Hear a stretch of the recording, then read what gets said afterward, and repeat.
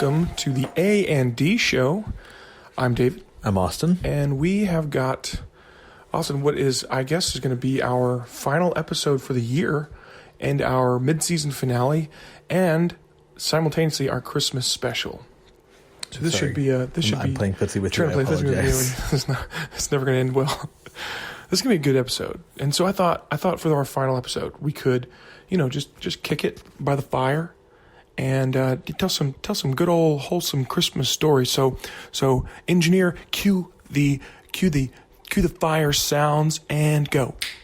Boom. Oh, so nice. I love this. It's nice and warm. This feels so toasty. Cozy. I feel like I'm sitting here at the fireplace by Grandma's house and just listening to her talk about Christmas. Except she's not here and we're not in a house. We're outside. This is true. This is outside fireplace. We're in Studio 3, but it sounds like we're outside. Why?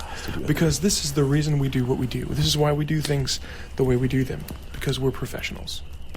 So professional that... We say as we record this podcast on our iPhones. We have some technical difficulties at the studio tonight, so we're using phones to record this. So, funny story. I guess this is a Christmas story because it's happening now, and it's Christmas season. So, funny story. We are preparing. We both go to church together, and we're preparing for a big weekend at church. In fact, when this episode airs, the weekend we're in the midst of preparing for now will have finished yesterday. Yep. And so we're preparing for our big Christmas service at our church, and it's lots and lots of music involved, and all of the mics and cabling and stuff that we use for our podcast actually belongs to the church. And so we had to surrender most, if not all of that. And so we had some janky secondhand equipment we were trying to use tonight, and it just wasn't working. So we just decided we're going to record this on our iPhones. But this will go well. I think it's going to go just fine. Yeah, I think you're right. I think it's going to sound good. The peaks on my phone, I'm looking at them right now, look fine. It's good. It's good stuff. It's glorious. Anyway, so Austin, I from what I understand, you've got a doozy of a Christmas story to share with us on this our Christmas Eve podcast. I was talking about best and worst gifts. I'm a giftaholic. I'll be honest. I don't shy away. You just love to give the gifts. I've always said that there's one thing that I enjoy, and I've always been open that my love language is gifts. I've never shied away from that. I don't think that. Such. No, just receiving gifs. Oh, just receiving, not giving. Just. I like to give gifts, but my love language is definitely receiving gifts. But I don't shy away from that because I think that no matter what your love language is, it's important to know what that is and recognize it because we don't all receive love and give love the same way. True. So I love gifts. This is a long drawn out. Right. I'm sure there are people that don't love giving or receiving gifts. I think they're liars, though. Those people are just frauds. So, my mom, God bless her. I love my mom today. My mom is a great lady. So last year for Christmas, she said, listen, I need Christmas. Listen, don't worry about me. Mm-hmm. Buy for McKinley. Buy for the other grandkids. Don't worry about me. So no, I need something. So okay, here's what I want. I'd like you to go on Amazon. I would like a coffee grinder, but I want a manual coffee grinder. I want one of the nice, metal manual coffee grinder that would be like a nice because at our house we have a coffee area where we have the K-cup carousel and the pour over and the French press and the Keurig, and it's all nice and neat in this one confined area. Nice and bougie, like a good millennial should be. Yes, exactly. Naturally. So I had requested a manual coffee grinder, a nice centerpiece type thing, where it was something that would look good on the countertop. And so she's like, I can do that, So I'm opening up my gifts. Well, the first gift I open is this little bitty small, almost like a box. I don't know what this little small, box is. I literally have no clue. Thinking, maybe it's like some. I really, I didn't know. Maybe keychain of McKinley. I don't know. So I'm sitting there and I open up this box and there is this thing in there. It is about. It doesn't bode well. It's about 4 or 5 inches tall, with a removable top, and then a small little crank on it. And I quickly realized that what my mom thought was a coffee grinder was was labeled as a spice grinder, but was actually a grinder for marijuana. So my mom, in her infinite wisdom, classic mom move, buys me a drug weed paraphernalia grinder for Christmas. Did you ever try it with coffee? No. You literally, you could have got maybe 6 or 7 beans in there. Oh, okay. Comfortably. That would have made a good tenth of a cup of coffee. And she goes, well, I thought that maybe you just put it in there, like, a little bit of time or something like that. And I go, Mom, I go, this is for weed. Oh, no, it's not. I go, Mom, this is for weed. She goes, how do you know that? I go, Mom, trust me. I know what this is. I assure you, Mom, this is for real. Trust me. For the marijuana. And oh man, she goes, I am so sorry. I thought that was for coffee. The picture on Amazon made me think that was for coffee. So she didn't realize that it was a weed grinder. How did I guess on some level you could probably get that mixed up pretty quick because they probably look the same except smaller. She was saying, well, on Amazon, the picture looked much bigger than this. And I said, well, yeah, it might have. Was there no reference point at all? Yeah. Like you clearly didn't read the dimensions of this thing because either you thought it was 4 inches high or 4 foot high if you got the dashes wrong. Yeah. And either one is a very large, a 4 foot coffee grinder would have been probably would have been worse than the weed grinder. Yeah. But that happens a lot with Amazon. Like I was on there the other day looking for some gaff tape. Anybody who knows anything about sound or stage productions knows what gaff tape is. It's specialty tape for taping cables down. And I was looking for some gaff tape and I found, I think it was like 8 rolls of multicolored gaff tape for like $15. I was like, dang, that's a good deal. It's usually like $25 a roll. right. So I found it and I was looking at it and I was like, man, this looks like a lot too because the cardboard tubes in the middle were really small and then it was like lots of tape wrapped around. And then I began to look at it, and then I flipped through, and the very last picture, in the background, you could see, like, the edge of a coffee cup. And so the rolls were literally the size of a quarter, and I was like, oh, dang.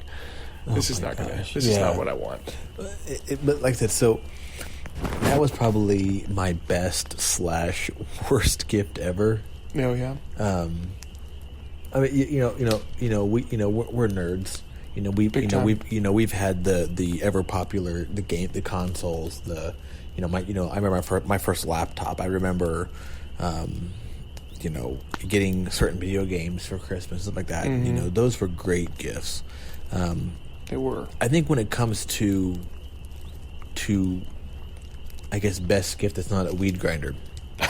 For me, that still cracks me up, man. Oh man, I tell you, I tell the story every Christmas. Every Christmas, I retweet my tweets and Facebook posts from like last year. Mm-hmm. But I think to this day, probably one of the best gifts that I ever got as a kid was I got this sweater vest from Abercrombie and Fitch. I was like 13 years old. Wow, now, fancy. That may not mean a lot for a lot of people. Growing up, we were pretty poor. Mm-hmm. We didn't really have much. We had the necessities. We had shoes on our feet. We had clothes on our back. We Cotton had balls food. for your ears. Yeah. The necessities. We had food on the table. The bare necessities.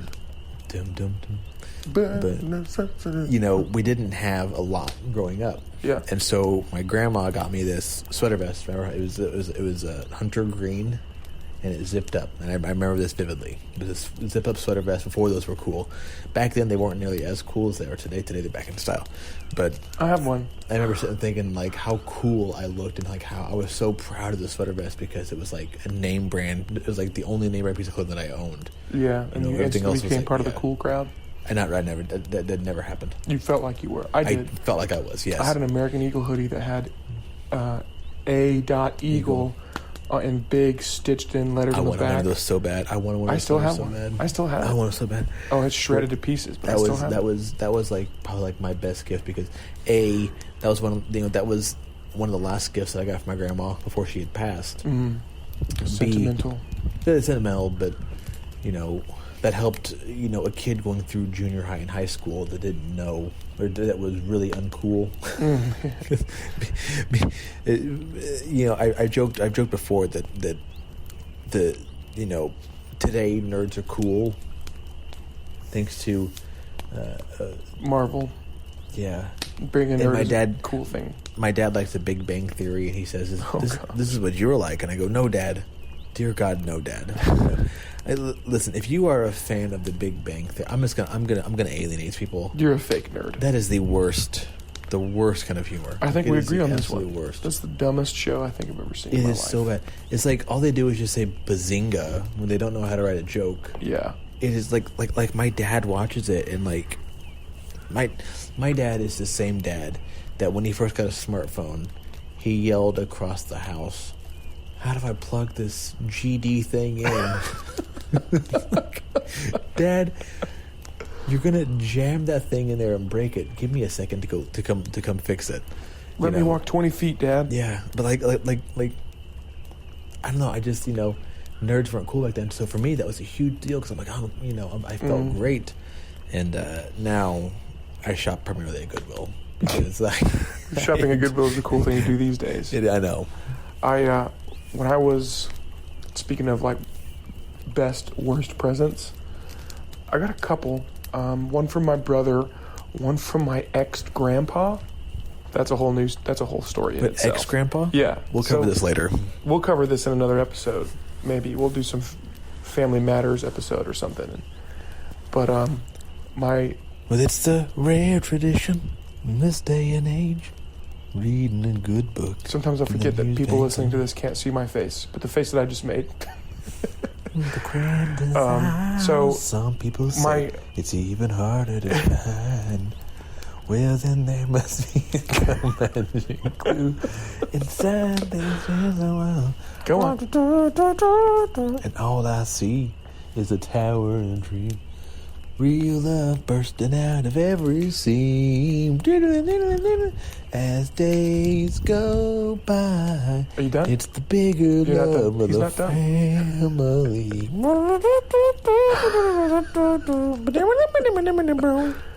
Thank you. TGIF. You done? I'm done now. Okay. Unless you mention any other That was the 90s longest- sitcoms. That was the longest. That's the longest piece of garbage this podcast I've ever seen. That I'm was just the telling you, longest if you mention singing epic you ever any done. more 90s sitcoms, there may just be a song. Who knows? Well, baby, I hear the blues are calling, tossed salads and scrambled eggs. That was for you, Dad. Frasier. It's a good one. Actually, I really enjoyed Frasier. For the It was a record, good show. I enjoyed Frasier. I just wish that Seinfeld had a theme song. Overrated. Get out of here. We'll fight on this forever. Anyway, going back to the story. My ex-grandfather, Grandpa Pete. That is just. I'm sorry, I can't get past. Let me qualify that for a second, okay? Because my grandmother, who doesn't listen to this podcast, probably never will, because I don't know that she understands technology enough to find it. What's a podcast? What's a podcast? Is that like a green bean? Oh, David, you're on the radio. Yeah, Grandma. Hey, Grandma, I'm on the radio. I've really made it. This is my life now. No, so my grandmother is a recreational marrier, or was in her younger days. So she married, I don't know how many times she was married. You use a recreational start with an M. I thought it was going to a different place, but keep going. Recreational. So Pete, ex-grandfather Pete, got us these really cool Swiss Army knives. You know, the kind that have the corkscrew for, uncorking a bottle of wine, because that's what every 10-year-old needs. Yes. Got us one of those. How many? Every 10-year-old. Every 10-year-old needs to be able to uncork a bottle of wine. If you're 10 and you can't differentiate between whites and reds, Yeah. What kind of 10-year-old are you? I mean, if you don't know what a dry sherry is whenever you're 10 years old, you haven't lived. If you can't differentiate between white, red, and dessert wines at 10 years old, you've got problems. Yeah, that's true. Every It's 10-year-old should know the difference between a Cabernet and a Cheval Blanc. I don't even know that's a wine. I know Cabernet is a wine. What are we but I think there's How did one this called devolve into this conversation? Cheval Blanc or Cheval Blanc or. If you drink wine, unlike So- me, and you know the answer to this question, let me know. Is it a Cheval Blanc? I feel like it's a Cheval Blanc. I thought it was Cheval Blanc, as in Blanc for white, as in white wine. I know it's a white. I think you might be right. 'Cause I know it's a white. So it's probably Blanc instead of Blanc, because Blanc just sounds dumb. So if you're 40, if you're a 40-year-old woman going to yoga, Let me know in the comments below. If you're a 40-year-old woman going to yoga, how many of you actually listen to our podcast? Please comment. Send us a message on We're Facebook. not going to have any comments or messages on Facebook.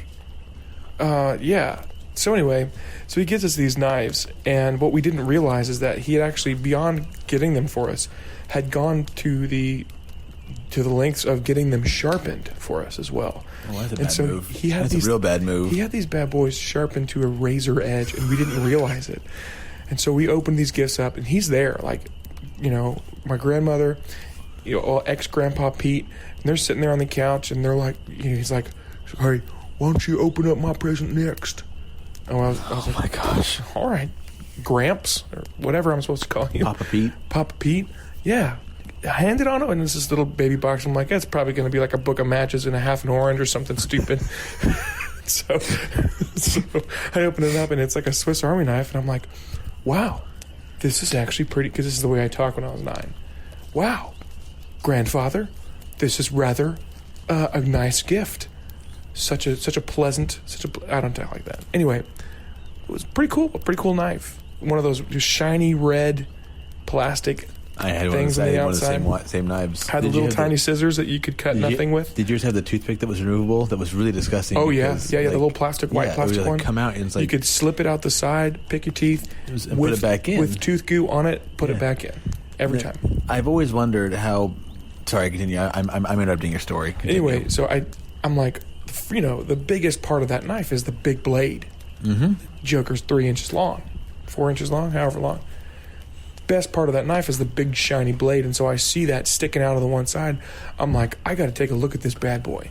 So I, with my thumb, I might even have a scar. Oh no! With my thumb, I pinch the side of it and I flick it open. And what I didn't realize is that it's not like those kinds of knives that the guys have now, that has a little nodule on the side. You flick it open with your thumb. It's one that you're supposed to pinch with both fingers and pry it open. Yeah. Well, I flicked it open and ran my thumb. It ran from the tip of my thumb down to that first knuckle, up that blade, and it sliced my thumb open. Gaping hole, blood going everywhere, and everybody just looks at me. I look at my hand, and there's blood everywhere. Then everybody just slowly turns and looks at Pete, and with this look on their face of like, "What have you done?" I never saw that knife again. No, I remember my dad. 10 years old. My dad got me with a knife like that, and I was watching some movie, like kids do. Yeah. And they were making a knife, but they were like heating up the metal to like make it sharper or whatever. They were heating up the metal to make it pliable.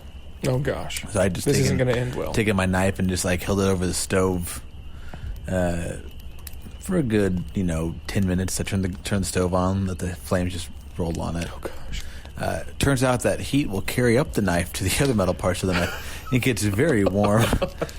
It's great. I was a dumb kid. Yeah, I think we all were. Although my parents got me, or my dad got me a wood burning kit when I was a kid. So who's the real idiot? That's a fair point. I had one of those too. Here's a piece of metal that gets really hot. Like, what was wrong with you, parents? Well, it's like it's feeding your pyromania. They're like, hey, kids, stop trying to burn things that aren't meant to burn. Here's some dry wood and a hot piece of metal that plugs into the wall. Parents were idiots. Literally, this is the craziest thing, right? It's literally a soldering iron without solder, and it has a knife edge blade on the tip of it for etching wood with a. And what was crazy is the only thing to keep that thing from falling over and lighting something on fire was a little kickstand. It barely worked. That little just flipped out and just just a disaster waiting. Different world, man. Different world.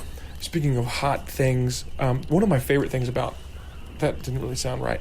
One of my favorite things about Christmas was all the times that we had, my brother and I and our cousins, whenever they would come over, to just do the most random things, right? Because you have the whole summer or the whole winter season off pretty much, and you find creative ways to spend your time, right?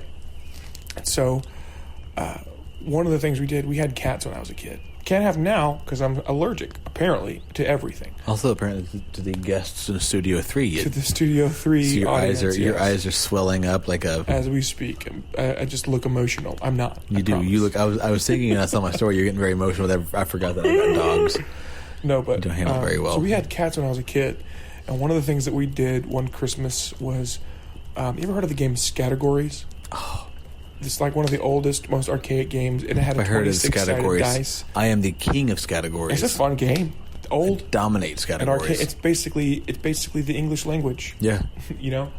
But anyway, Did you guys play if you got like did you guys put double points if you got like two S's? So if it's like S, you'd like smelly skunk or whatever. Or sassafras. No. You get quadruple points for that one. No, not for how many S's are in it, but if you do like a 2-letter word, a two word. Like if it was like an animal that starts with S, and you do smelly skunk, and you get double points. No. Smelly skunk was a bad one. I mean, it had to be like an actual name. It couldn't be like an adjective and then a word. But if you do like, I don't know, Indianapolis, Indiana, like places, it was I. Or if it was Indianapolis, something you Indiana. eat, pickled peppers. Pickled peppers, yeah. Yeah. Did you guys do double points for that? Oh yeah, that's how you play, isn't it? It's part of the rules. I think so. I don't know. I was good at I don't categories. really know if anybody knows those rules, except for maybe the person who invented the English No language. one reads the rule books are for losers. It's true. So anyway, we had a category set, and the categories has got that almost spherical 26-sided dice. It's about the size of a large golf ball, and it's pretty heavy too, right? And so what we did, I guess we were masochistic animal owners at that point, because what we did was we took tiny little pieces of duct tape and stuck them to the bottom of our cat's feet so that she would like shake her legs. And it was hilarious. We laughed so hard just watching her do that. And then we got the great idea, what if we duct taped these categories dice to the end of her tail? Oh no. This doesn't go well, is it? So we duct taped. If my brother's listening to this, he'll probably be laughing his face off. But so we duct taped the categories dice to the end of her tail, and so she's so busy trying to shake the tape off of her feet, she's not paying attention to what her tail's doing. So she's walking by the stove in the living room or in the kitchen, right? We didn't have a stove in our living room. We had it in the kitchen where it belonged. Anyway, she's walking past the stove in the kitchen, and she's shaking her paws, trying to get the tape off of there, and she swings her tail with that dice on the end of it, and it smacks into that big metal plate on the front of the oven, and it just goes, gong, and she literally flew like 6 feet in the air. Oh my gosh. And just took off running, and it was like, oh man, hilarious. We did so many stupid things like that, though. Not all torturous to animals. Very few of That's them. good. We did so many, like one of the things we did one time that was me and my brother in our younger days, we were all about like making movies and stuff, making videos. We made movies and videos with our cousins. Like we made one that was called Football Movie over a Christmas season. That one's in digital somewhere. I'll have to find it and publish that to our YouTube channel. That'll be hilarious. Probably not. And then I'll enjoy it. I'll watch it a couple times. Somewhere I've got a video of my brother and me and my cousin with, and you might have done this when you were a kid too, a shaving cream beard. Yes. And a Santa hat. Yes. Singing Rocking Around the Christmas Tree. Not singing that song. That was I had a fake razor and shaving cream set. I mean, the cream was real, but it was like a fake razor. We had the cream that was like the shaving cream that was like, it was real and it had like the menthol in it. And of course, whenever you're 11 years old, you don't have anything to shave, right? You basically have a baby smooth face, unless you're some guys that I know that had a beard whenever they were born, and like Corey probably had a beard when he was born. See, speaking of beards, I was cringe because like I look back at like pictures of me like 13, like you hit 13, yeah, and then you realize you got this like peach fuzz beard. Yeah. Mustache thing going on, and you want to die inside because like you look back at these pictures like, oh my god, like I walked around town with this peach look fuzz going beard. on, yeah, and it just and you were so proud of it, so you're like, look at my. No, I wasn't even proud of it. I was just like I was in denial of having to shave because I was scared of shaving. Because I'd seen there was a Tales from the Crypt episode one time where this guy got his regular cut while he was shaving. I had great parents that let me watch these shows. It's a great conversation for Christmas Eve too. Happy holidays. I hope everybody is listening to this with their family around the Christmas tree and Listen, this is the way my brain works, and you take the good with the bad. 'Twas the night before Christmas, and all at the house, the A&D show was playing, and everybody hated it. That's the best I've got. I was going to write the whole thing out, and I just Stockings were hung by the chimney with care. In hopes that the episode would soon be over. Exactly. But I wanted to ask you, what was your favorite Christmas growing up? Besides slicing your fingernails off. Besides almost... And torturing the cat. Yeah. Oh, gosh. Well, a couple of them that involved some dubious things by my father. My dad was always, like, really, really good. Not so much anymore in his old age. Love you, Dad. But my dad was always really good about, like, doing big gifts. Like, your typical, your mid-shin white socks and tidy whities for Christmas every year, right? But BVDs, not hands, you get BVDs. BVDs, yeah. Or FTL. No, those are for the loom. Yeah.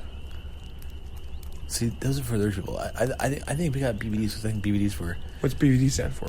Like, I don't know, British Victoria Dancers? I have no freaking clue. No one told me what BVD stood for. British Victoria Dancers. You've heard it here first. So... you get your typical stuff. You get your stocking filled with like oranges and walnuts, right?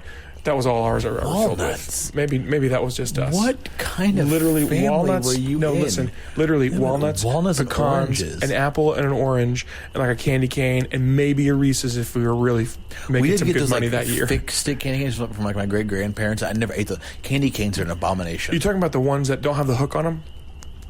My wife's mad at me. No, it's just like a thick old candy cane. Just a big old candy cane nightstick. It's like the same kind of stick you would use, like check your tire pressure, make sure the tire's not popping. You just smack it against your tires with it, make sure that your tires are inflated. This thing was huge, and my great grandma's like, "Here, you're 7, eat this. Eat this gigantic stick, 15 pounds of candy. It's huge. Yeah, great. No, we had those. We only had them like 2 or 3 times. Walnuts and oranges, huh? Walnuts and oranges, man. That was what it was always. Arkansas is a weird place. Yeah, it's true. But a couple of years we did big gifts. My mom and dad both did big gifts. My dad did a go-kart for my brother and I, a joint gift for us for 1 year. That was really cool. And what was cool about it was that it was like, I think it was Christmas Eve it was Christmas, I don't know, Christmas Eve, Christmas night, I can't remember which, that he used to be a truck driver. And so he backed his giant box truck up to our front porch and like lifted the back door, and he had a go-kart sitting in there running. And we were just like, this is awesome! What we didn't realize is that it had taken him like 15,000 times pulling that chain to get it to start. So we only drove it like maybe a handful of times before we got rid of it because we just could never get it to run. And I was always petrified because we had one of our cousins come from California, and she had really, really long blonde hair. And I was always afraid it was going to get caught in the chain or rip her hair out. Oh, man. Anyway, it never happened, but good. I mean, it did in my imagination, which isn't a good place. Oh, so, praise the Lord. And then the other one was my brother and I, when we were 11 and 12, I think. My dad bought us the coolest. My mom and dad both bought us the coolest Kawasaki 5-speed bicycles. They were sleek-looking black with the big spring shock mounts or whatever, and they were 5-speed, and they had the flat. That's for doing bunny hops. Yeah, nice. But they had the flat handlebars, not the ones that came up and curved up or whatever. The ones that were literally just a flat bar, a T-bar, with handbrakes. And they were the coolest bikes in the whole neighborhood. And the coolest part, like my favorite memory about getting those, wasn't really the bikes, because I don't really have that many memories of riding those bikes, but I do vividly remember walking into the living room in our old house and sitting down, opening gifts for like an hour. And they were sitting right in front of the door of the house. Like, we looked at them several times and never saw them. Never clicked with you? Yeah. And then, like, the gift, Dad walked over and he's like, hey, because we were getting to the end of, like, all the gifts under the tree or whatever. He's like, we got one more here for you. Why don't you guys open this up? And so I picked it up, and I'm sitting in the armchair. Literally, like, the orientation I am to your window, literally right in front of me was the bicycle. Still didn't see him for like an hour. He hands me this box, I don't know, probably about the size of a shoebox. I open it up, and inside of it is a bicycle helmet. I'm like, a bicycle helmet? I don't have a bicycle. What am I going to do with a bicycle? Like, this is cool, Dad, but like, I don't even have a bike. And he's like, really? And then whenever he said that, it was like my eyes were open. Click. Bling!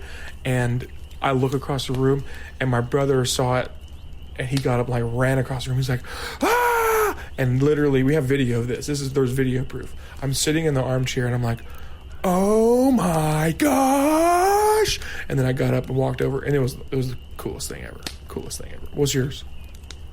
What's your favorite? You know, I'm tempted to go with when I got my first Nintendo. I was like 5 or 6. Mm-hmm. You know, opened up all our gifts, and I was like, oh, there's a what's that box under there?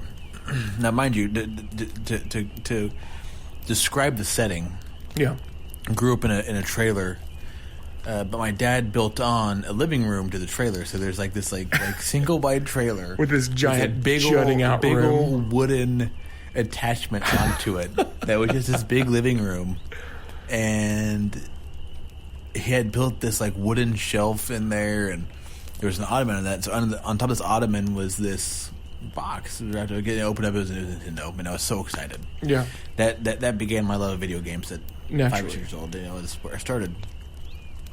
But I think that for me and where I'm at, I would say that my favorite Christmas, other than what I think will be this year, will probably become my favorite Christmas, was probably last year. It was our first Christmas with my daughter. That's probably been my best Christmas yet.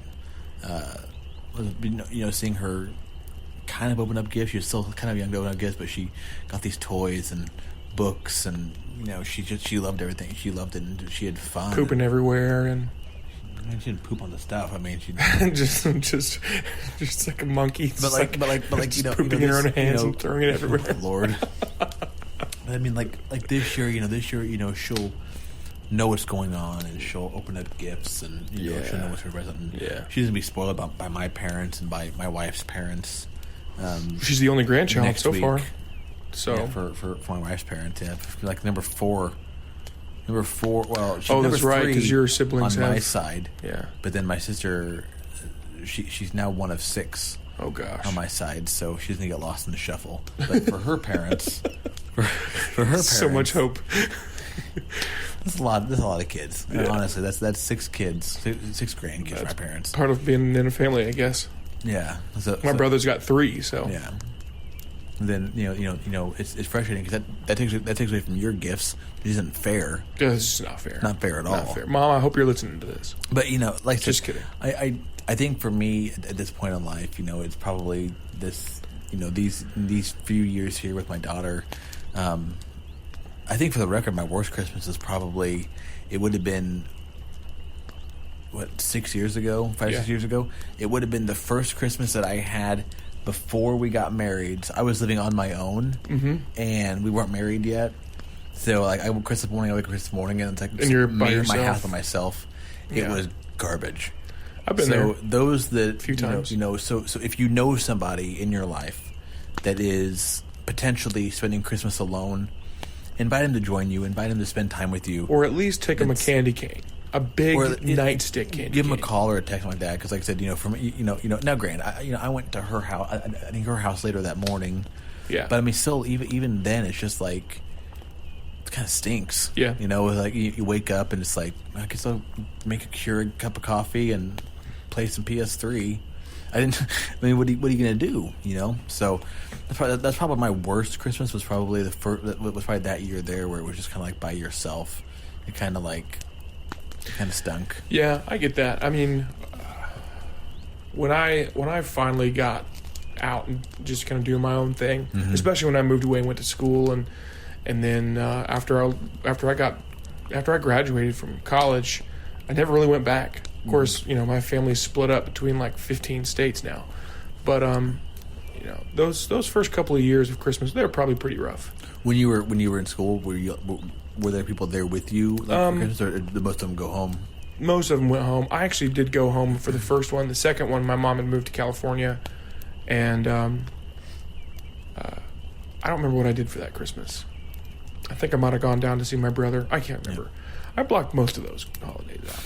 Not to be sad sap on Christmas Eve, but you're right, though. Like, PSA, public service announcement for all you listeners out there. If you know somebody that is having a lonely Christmas, shoot them a text message, give them a call, go see them. Go see them. That's more important. Holidays are hard. I think when you're flying solo. Oh yeah, So definitely. Hard. I think it's important. There was somebody that used to go to our church that they were alone most Christmases. So families in church would invite them to spend time with them. Yeah, and I thought that was really nice of them to do that, because it's hard being alone on a holiday when you see others that are family. I know that for me, I've always said any holiday really. The point to be with your family, or be with some to be around people. Be around people. I mean, you can. We both know some people even now that we go to church with, or that we even work with, that are the textbook definition of a loner. Yeah, and they like it that way. Yeah, people with recessive personalities like to spend time on their own. They like that me time. Mm-hmm. I'm not one of those people. Not even close. Nope. But even for those people, there are times of the year, there are times of the week, times of the month, whatever, that it's better for them not to be alone. And in a time that, like Christmas, like what we're in right now, that is all about spending time with people who care about you and that you care about, make that extra effort. I think that'll go a long way. Yeah. So that's our public service announcement. That's our good deed for this episode. I agree. So, but I think from us, to you guys, to the listeners, if you call yourself a fan, God bless you. Yeah, if you don't, should be. Yep. But I think from me, from David, from my dogs, from all of us here at Studio 3, everyone here at Studio 3, it includes my wife and daughter who's currently sleeping. I just want to say Merry Christmas, everybody. Have a great Christmas. Have a great New Year. Yeah. Because we're make gonna 2019 awesome. Do whatever you want to do. Yeah, make every. Here's the thing: a lot of people, because we're not, you guys aren't going to hear from us again until after the New Year. Yeah. So we're going to make this, with dual purpose. Plan and put into practice as many New Year's resolutions as you possibly can or want to, even though you might break a bunch of them. Yeah. It's always a good idea to try. You know what I'm saying? So, yeah, from all of us here at the A&D Show and at Studio 3, have a very Merry Christmas. We wish you all the best. Have a great New Year. And we're just going to kick back here for the next few minutes, reminisce a little, and enjoy this nice crackling fire. It's been nice. It's been beautiful. We've got a couple of marshmallows. What? Marshmallows. That's not a real word. It's not? It's not a real. How do you say it? Marshmallows. Pretty sure there's an A in there. I mean, no, there's not. I'm spelling it in my head right now. Unless you have weird marshmallows. Marshmallow. Weird. Is it wolf or woof? Wolf, obviously. Is it roof or roof? Roof. You sure? Never thought about that one before. Roof or roof? Is it coffee or cafe? It's covfefe. Indeed it is.